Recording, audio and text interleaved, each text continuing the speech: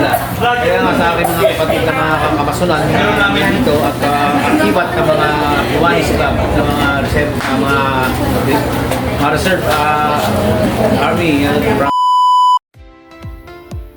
Isang mapagpalang araw po sa lahat. Mga Cranes Vlog, tayo po ay naimbitahan ng grupo ng Lohia Simbolica de Filipinas, Dapitan Enyo 31 sa kanilang community service na libreng tuli. Kasama na rin dito ang feeding program.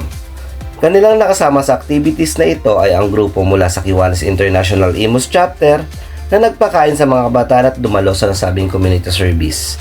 Philippine Army na nagbigay serbisyo sa libreng tuli at Barangay Malagasang 2A na pinangunahan ni Cap Aldrin Fragoso kasama ang mga kagawad, tanod at sekretary. Ang layunin ng programang ito ay makapagbahagi sila ng community service at libreng tuli para sa mga kabataan sa naturang barangay.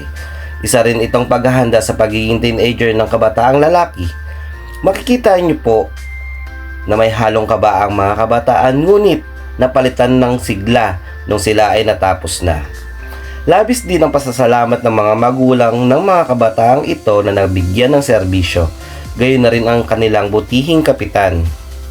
Ang community service na ito ay ginanap sa Barangay Malagasang 2A. Kaya mga Cranes Vlog, pakitapos naman po ang video na ito. Malay nyo, sa susunod, bibisitahin naman kayo ng grupo ng Lohia Simbolica de Filipinas, Enyo 31 kasama ang Philippine Army at ang Kiwanis International Imus Chapter sa inyong lugar. Ako rin ay nagpapasalamat dahil sa pag-cover ng kanilang community service. Muli, ito po ang inyong lingkod, Rains Vlog, ang Police Regional Office Secretary Vlogger mula po sa Imus Component City Police Station. Shout out! Hi sir, good morning po. Ano nga po yung ginagawa namin? kami nagkakaroon sa kakibat ng aming Kiwanis Club ng Imus at sa papatuloy na rin ang aming dakilang malangang sa kaibigan na naunga naming Grand Magistrate, Don Valdez, ang Supremo Consero del Christ para sa Pilipinas, ang Gran Lohian National ang aming Lohian na dapitan bilang number 31 ay taon-taon po nagdadaos ng mga ganitong activity. Last year nagdaos kami ng product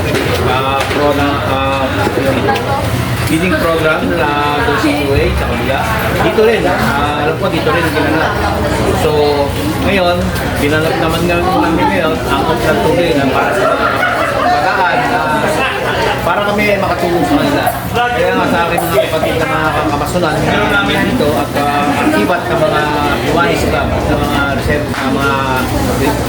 reserve, Army from Bansa. So siya ang aming katuan, lalo ng mga medical sila. So nagkaroon po kami dito na para po ito sa bayan dito, sa barangay dito na nagkagalap ng isang taunang activity para sa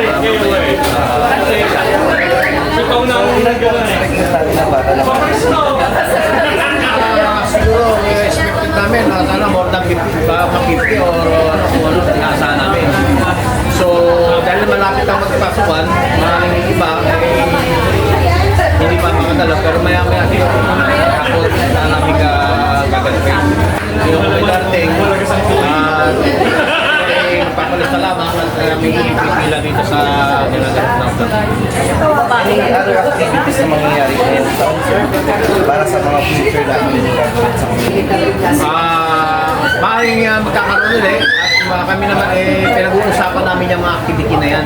Kumbaga sa amin kasing buwan ng tinida na mga basunan, pinag-uusapan namin kung ano sumunod namin proyekto para sa mamamayan. Maraming salamat po. Ano pong pangalan niyo po, sir? Ako po si Worship Master o Marangal na Guro Dindoy. Maraming salamat po, sir.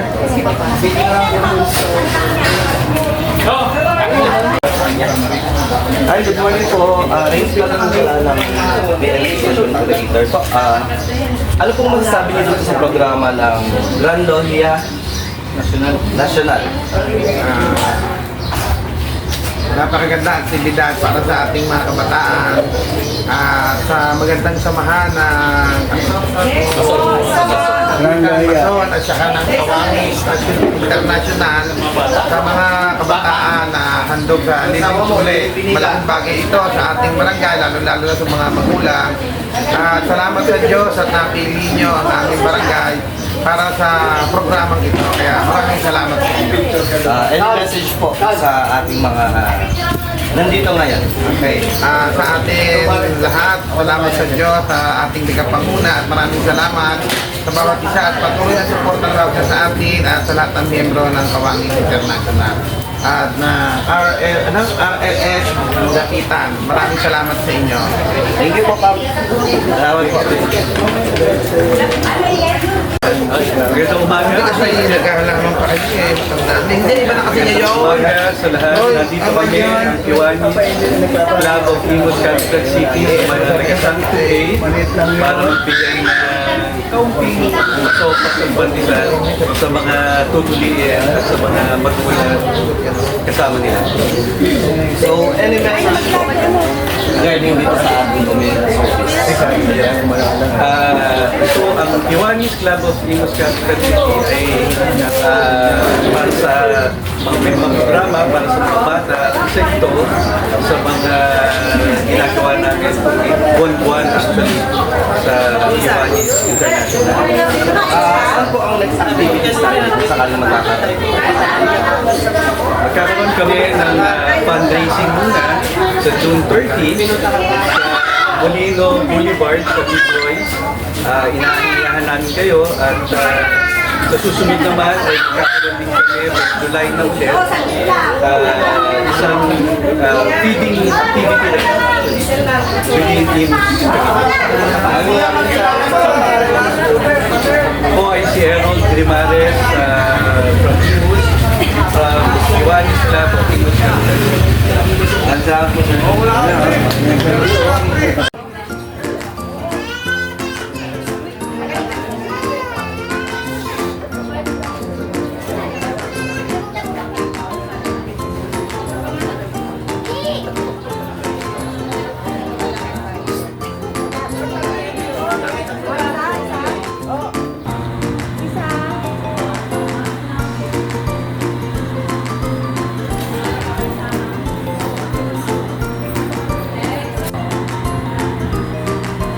sila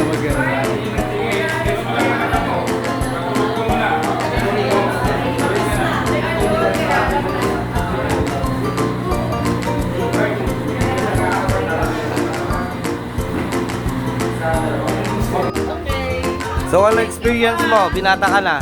Happy ba?